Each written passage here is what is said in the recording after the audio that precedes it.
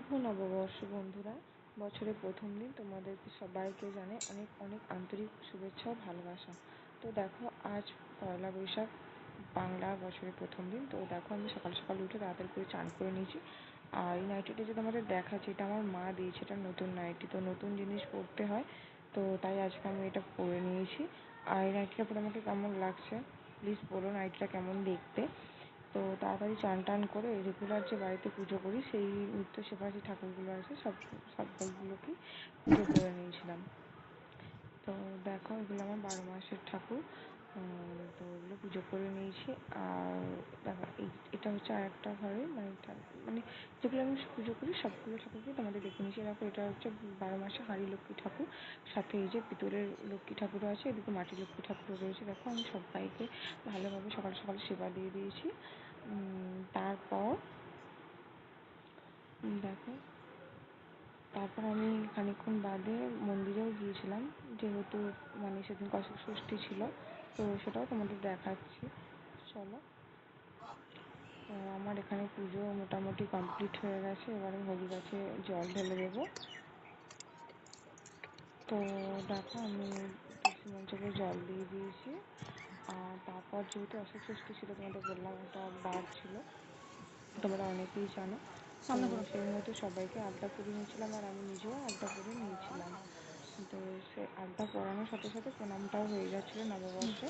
তো মামনিকে ফার্স্টে করে নিলাম, তারপর মেজোমণি চলে এসেছিলো, মেজোমণিকেও প্রণাম করে নিয়েছি, মানে আলতা পরিয়ে তারপর যেগুলো করতে হয়। তো হয়ে গেছে, মোটামুটি পড়ানো হচ্ছে, প্রণাম হয়ে যাচ্ছে। যাই হোক, তো আমি নিজেও করে নিয়েছি। কেমন লাগছে আমাকে এইভাবে, আমি এইভাবে করতে খুব পছন্দ করি, তো আমি এইভাবেই করে নিয়েছিলাম। তো দেখো, তোমরা একটা জিনিস লক্ষ্য করেছো, উঠোনটার আমাদের কি অবস্থা, কারণ বিয়ে বাড়ি তো লেগেই গেছে বাড়িতে ধরো। তো সেই জন্য একে একে করে অনেক কিছু বাড়িতে কাজ চলছে। আমাদের উঠোন টেবড়ে খুবড়ে চলে গেলে, গোটা উঠোনটাকে চুটিয়ে নতুন করে আবার স্নান করা হয়েছে, মানে কাজ চলছিল, যার জন্য এরকম পরিস্থিতি ছিল। তো দেখো, মিস্ত্রি এদিকে মানে অনেক কিছু, বাড়ির কুচকাজ অনেক কিছুই কাজ হচ্ছিলো। সেজুমণি চলে গেলো, সেজুমণিকে পরে নিয়েছিলাম। তারপর আমি নিজে রেডি হয়ে নিয়েছিলাম মন্দিরে যাওয়ার জন্য। এটাও আমার মা আমাকে দিয়েছে, এই শাড়িটা মালাই কটন, মানে শাড়িটা এত সফট, আর আমার তো খুব ভালো লেগেছে। প্লিজ তোমরা কমেন্ট করে জানিও তোমাদের কেমন লেগেছে। আর পয়লা বৈশাখটাকে কেমনভাবে কাটালে অবশ্যই করে আমাকে জানিও। আর আমি কীভাবে কী করেছি সেটাই তোমাদেরকে দেখাচ্ছি। তখন আমি মন্দিরে চলে গেছি, আমি আমার মেয়ে।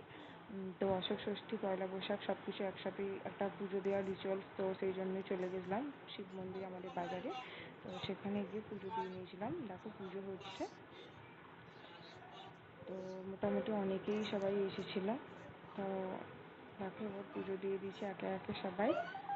আর তারপর বিকালবেলাতে একটা নতুন খাতা করার রিচুয়ালস আছে আমার শ্বশুরবাড়িতে। তো শাশুড়ি মানে মেজুমণি, মামনি, আমার মেয়ে সবাই চলে গেছে টোটো করে। তো তারপর এক গাদা মিষ্টি নিয়ে চলে এলো। তো তোমরা এরকম পয়লা বৈশাখটাকে কীভাবে কাটিয়েছো, আর কার কার এরকম নতুন খাতা করার রিচুয়ালস আছে তাদের অবশ্যই করে আমাকে জানিও। চলো, আজ এই পর্যন্ত, তার নেক্সট ব্লগে আবার দেখা হচ্ছে। টাটা। দেখো।